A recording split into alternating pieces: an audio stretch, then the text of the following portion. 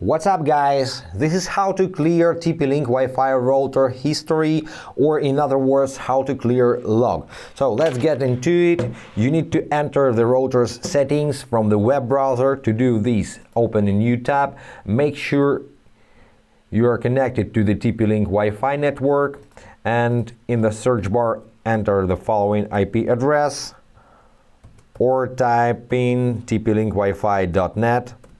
Hit enter, log into your router, and in the settings menu you need to go to the advanced tab, scroll down to the system tools,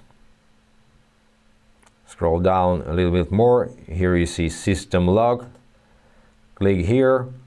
This interface may vary by the router's model, but this works with any TP-Link routers.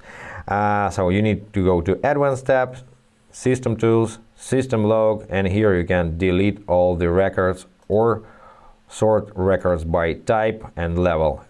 So let's clear log, click on OK, and that's it. Hope this was helpful guys. Subscribe to the channel, hit the like button, and be awesome. Bye.